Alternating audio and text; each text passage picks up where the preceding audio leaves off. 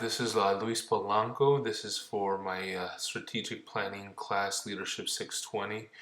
I'm basically going to be talking about the customer flow, the reason why for my organization, customer flow, customer service is vital for the success of our business. So the efficiency in customer service is what makes us distinguished from other organizations when it comes to the wireless industries. Now, one of my first diagram here that we can see is how to attract something that I found on the web from making a stranger to a visitor. And it gives these circles where basically the public relations and through the means of social media, blogs, and so forth, we can start bringing in certain customers from strangers to a visitor within our stores. Now, again, this is vital in the way we were going to do business. Now, the biggest thing is that SWOT analysis and implementation is the means and the way we are basically going to analyze our progress, the way we do things. Couple things that I just want to indicate. The reason for change is the efficiency in delivering customer support. Analyzing our strengths and weaknesses and opportunities and even threats is what keeps us on the edge. My organization must be proactive in three main areas in order for it to be successful. First, current clientele must be changed to better serve them and provide excellent first class service to, in this case, um, keep our current customers even longer. Second, future customers must change in order. We must change in order to drive new clientele and profits. I mean, how are we going to bring other customers to our organization, to our business? Thirdly, the culture must be changed to create a high performing and innovative culture. Any organization that leads people, has people, must always be encouraging. And how does an organization stay above that?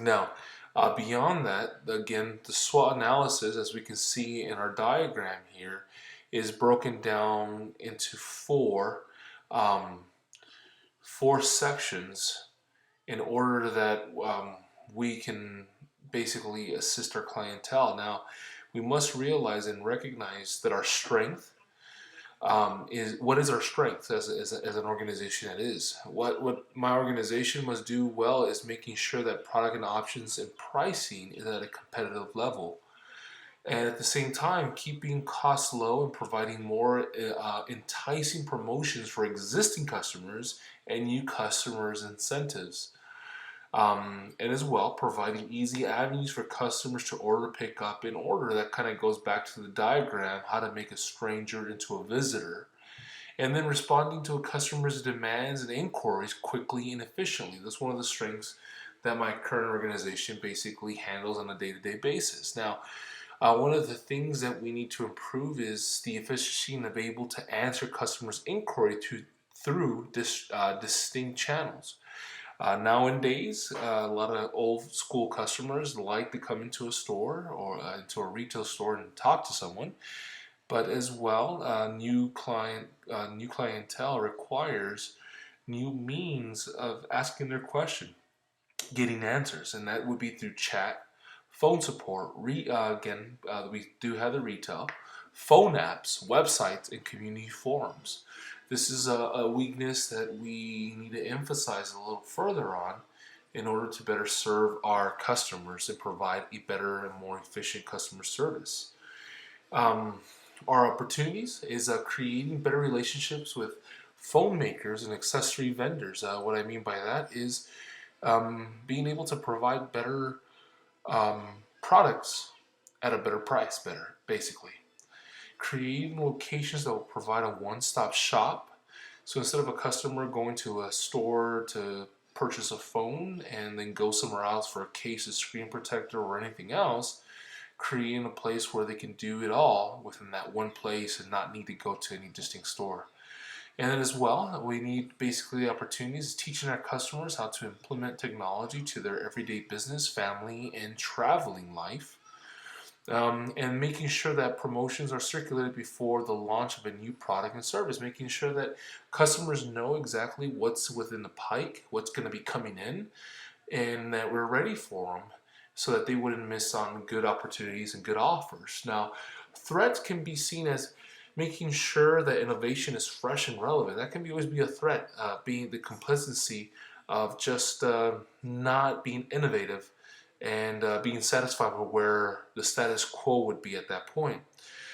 Threats is we need to be creating a stronger and lasting brand of quality and excellence of service for Verizon customers.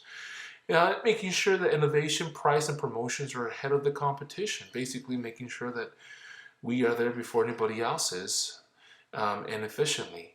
Part of the innovation is that network must be up to par and the price must match or beat competition.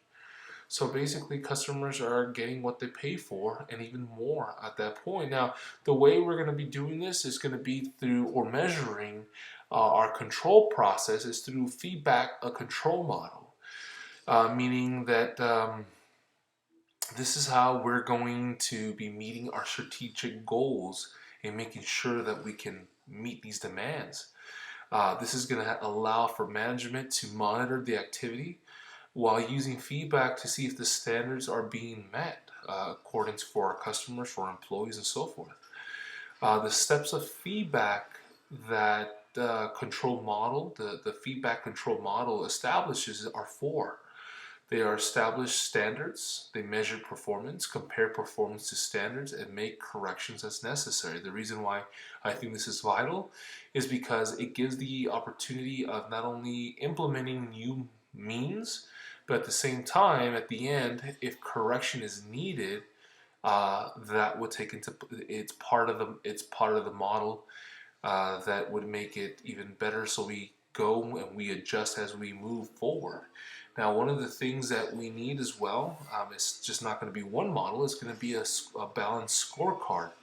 The balanced scorecard is going to keep everyone within the organization informed of what is expected of them and at the same time of what is going to make the organization, the business successful.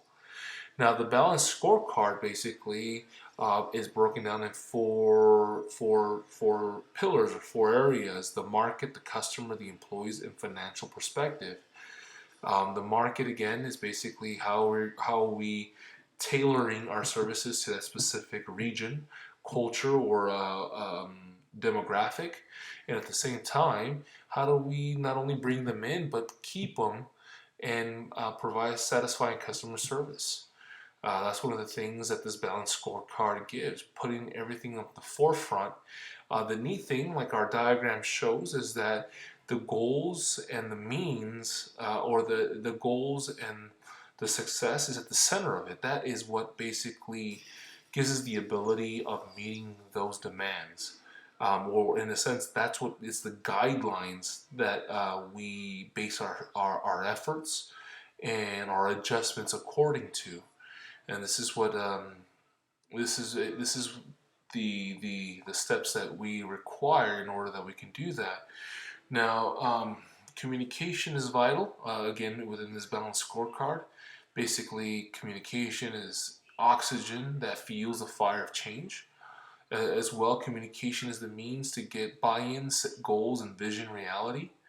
Um, if we lack communication, it basically, or done poorly, it can affect the organization in a negative way.